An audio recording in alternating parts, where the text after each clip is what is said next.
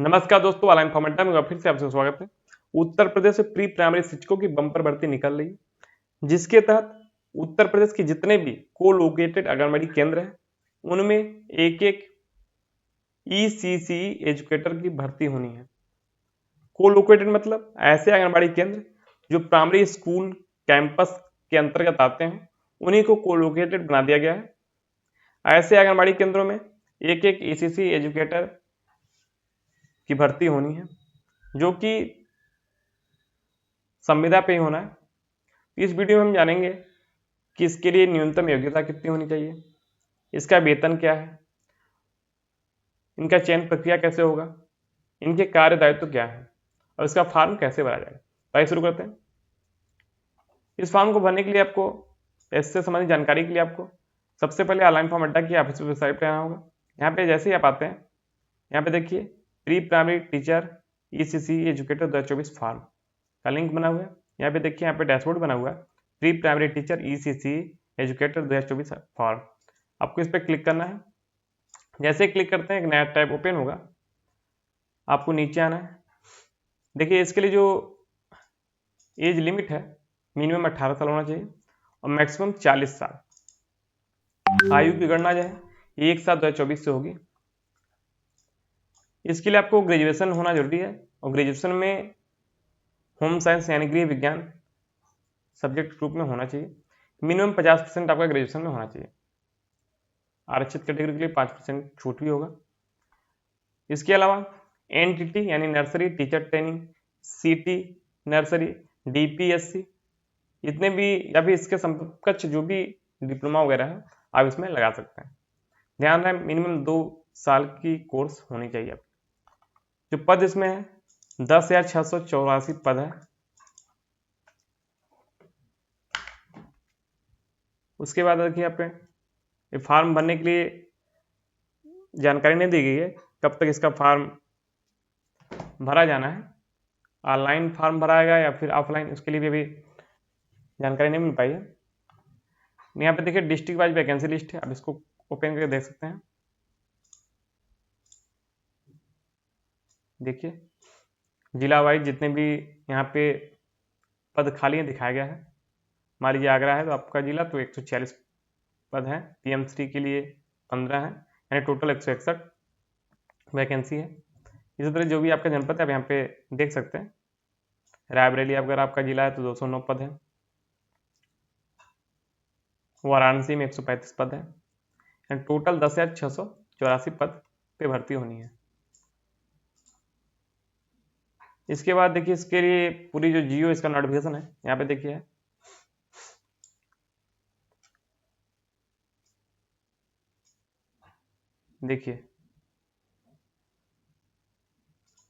कोलोकेटेड आंगनबाड़ी केंद्रों में मानव संसाधन, उसी को ईसीसी एजुकेटर कहते हैं, उपलब्ध कराए जाने हैं तो विस्तृत दिशा निर्देश निर्गत किए गए हैं। प्रदेश के समस्त 75 जनपदों में 10,684 विद्यालयों के परिसर में अवस्थित आंगनबाड़ी केंद्रों, जनपदवार जो सूची दिखाया गया तो था, प्रति केंद्र एक ईसीसी एजुकेटर संविदा पर आउटसोर्सिंग के माध्यम से, यानी संविदा पे ही होगा। इसका जो मानदेय है 10,313 रुपये प्रति माह के आधार पर 1 वर्ष हेतु रखा जाना है। उसके बाद जो भी आगे प्रोसेस हो, रिन्यूएबल वगैरह हो। उसके बाद से देखिए अर्हताएं जो है, पद का नाम है ईसीसी एजुकेटर, पदों की संख्या 10,684, नियुक्ति स्थान क्या 75 जनपद अवस्थित को लोकेटेड आंगनबाड़ी केंद्र युक्त 10,684 विद्यालय, यानी 10,684 विद्यालयों में ऐसे विद्यालय जहाँ पे को लोकेटेड आंगनबाड़ी केंद्र हो, यानी कि विद्यालय परिसर में आंगनबाड़ी केंद्र होगा, उसी को को लोकेटेड आंगनबाड़ी केंद्र कहा जाएगा। तो उसी 10,684 विद्यालयों में एक एक ईसीसी एजुकेटर की भर्ती होगी। नियुक्ति का प्रकार जो है संविदा है, आउटसोर्सिंग के माध्यम से पद भरा जाना है। संविदा की अवधि जो है 11 माह की होगी। जो भी संविदा के जितने भी कर्मचारी होते हैं उनका वेतन जो है 11 माह का ही मिलता है। मानदेय इसमें 10,313 रुपये प्रति माह है, जिसमें PF ESI सहित, यानी इसमें PF और ESI जो भी है सब इंक्लूड है। शैक्षिक योग्यता जो है विधि द्वारा स्थापित एवं UGC से मान्यता प्राप्त विश्वविद्यालय से स्नातक परीक्षा गृह विज्ञान मुख्य विषय के साथ न्यूनतम 50% के अंकों के साथ उत्तीर्ण की हो। आरक्षित वर्गों के नियमानुसार न्यूनतम अंकों में 5% की छूट होगी। जो भी आरक्षित कैटेगरी में यानी ओबीसी एससी एसटी में आते होंगे उनको 5% की छूट है, यानी 45% उनका अगर ग्रेजुएशन में है तो फॉर्म भर सकते हैं। इसके अलावा नर्सरी अध्यापक शिक्षा, एनटीटी, सीटी नर्सरी, डीपीएससी का कम से कम 2 वर्ष की अवधि का डिप्लोमा अथवा समकक्ष योग्यता है जो कि राष्ट्रीय अध्यापक शिक्षा परिषद से मान्य हो। इसके अलावा आवेदनकर्ता की अधिकतम आयु जो है 1 जुलाई 2024 को 40 वर्ष से अधिक न हो, यानी 40 वर्ष से अधिक के लोग फॉर्म नहीं भर सकते। उसके बाद ईसीसी एजुकेटर का कार्य एवं दायित्व क्या देख लेते हैं।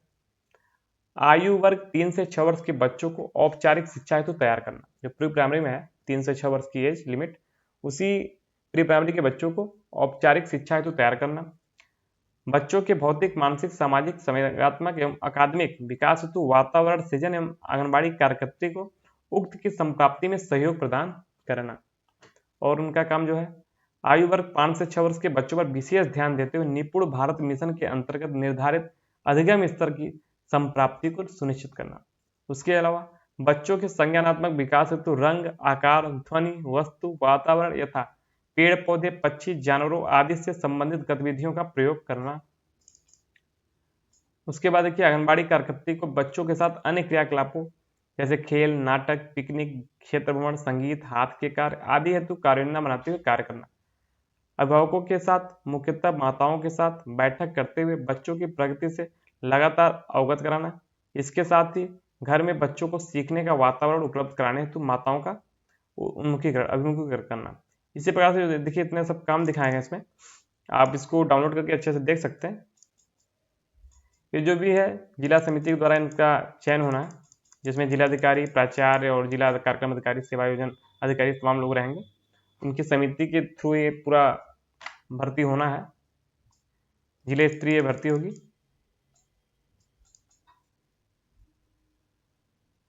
देखिए ये जितने भी एजुकेट कर्मी रखे जाएंगे अधिकतम 11 मार्क के लिए रखे जाएंगे। उसके बाद उनका रिन्यूअल होगा या फिर से चयन होना होगा। चयन प्रक्रिया जो है ये समिति जो बनेगी इसी के अनुसार होगा। देखिए यहाँ पे पहले जो लोकेटेड आंगनबाड़ी केंद्रों में भर्ती होनी है, उसके बाद फिर जो पीएमश्री विद्यालय है उनमें अनिवार्य से चयनित किया जाएगा, एक पद वहाँ पे तो फिक्स है। उसके बाद चयन के समय विद्यालय में उपलब्ध भौतिक संसाधनों यथा अतिरिक्त कक्षा कक्ष, आउटडोर प्ले मटेरियल हेतु पर्याप्त स्थान में बेहतर परिसर को भी ध्यान रखा जाएगा। यथासंभव प्रत्येक विकास खंडों से समान संख्या में विद्यालयों को चयनित करने का प्रयास किया जाएगा। अब देखिए इसकी चयन प्रक्रिया जो है स्सेवा प्रदाता द्वारा उपलब्ध कराई गई अभ्यर्थियों की सूची मेरिट के आधार पर उक्त समिति द्वारा तैयार की जाएगी।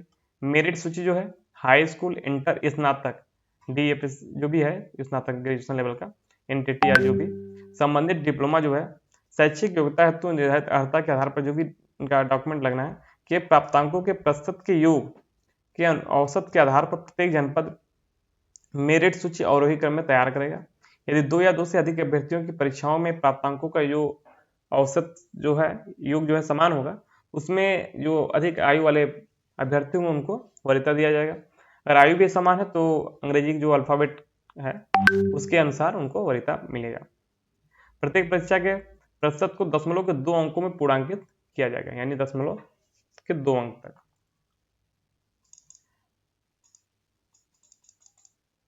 विद्यालय चयन जो काउंसलिंग है इस पर तैयार मेरिट जो बनेगा क्रम संख्या 1 पर अंकित अभ्यर्थी के सम्मुख जनपद के उन सभी चयनित विद्यालयों की सूची जिनमें तैनाती की जानी है चयन हेतु प्रस्तुत किया जाएगा, यानी पूरी काउंसलिंग होना होगा तो पूरी लिस्ट दिख जाएगी। उसके बाद संबंधित अभ्यर्थी उसमें से एक विद्यालय का चयन करेगा, उसके बाद उसको लॉक कर दिया जाएगा। फिर अगले अभ्यर्थी के लिए वो उसको छोड़ के बाकी जितने भी विद्यालय होंगे उनको दिखेगा। ऐसे ही पूरा क्रम चलता रहेगा। और जो ऑफर लेटर मिलेगा मूल समिति के अध्यक्ष जिलाधिकारी संबंधित जनपद से अनुमोदन प्राप्त करते हुए सदस्य सचिव जिला शिक्षा अधिकारी की उपस्थिति में उसी दिन सेवा प्रदाता एजेंसी द्वारा प्रदान किया जाए, यानी उसी दिन काउंसलिंग होगी और उसी दिन ऑफर लेटर यानी ज्वाइनिंग लेटर मिलना है। चयन प्रक्रिया जो विभाग द्वारा निर्धारित किए जाने के संबंध में सेवा प्रदाता संस्था द्वारा सहमति प्रदान की जाएगी। और ये जो पूरी प्रोसेस है इसका पूरा प्रोसेस जो है 30 सितंबर 2024 तक कंप्लीट किया जाना है, यानी सितंबर 24 तक इसको इस पद को इस भर्ती को कंप्लीट कर लेना है। पूरा इसका जो है आप इसको अच्छे से पढ़ सकते हैं। और इसका फॉर्म अभी तो इसमें दिखा नहीं रहा कौन किस साइट से भरा जाएगा, या फिर ऑफलाइन या ऑनलाइन। संभवतः ये ऑनलाइन ही फॉर्म भरा जाएगा। जैसे ही ऑनलाइन फॉर्म भरा जाना स्टार्ट होगा, यहाँ पे देखिए जो अप्लाई फॉर्म के यहाँ अवेलेबल सुन लिखा हुआ है, यहाँ पे क्लिक किया बन जाएगा, आप इस फॉर्म को भर सकते हैं। प्रयास किया जाएगा कि इसके लिए पूरा फॉर्म का वीडियो आपको उपलब्ध कराया जाए। आपको इससे संबंधित कोई भी जानकारी चाहिए या फिर जो भी आपको दिक्कत समझ आएगी तो एक बार कमेंट करके बताइएगा। बस दोस्तों इस वीडियो में इतना ही, फिर मिलते हैं बहुत जल्द किसी नेक्स्ट वीडियो। तब तक नमस्कार, थैंक यू दोस्तों।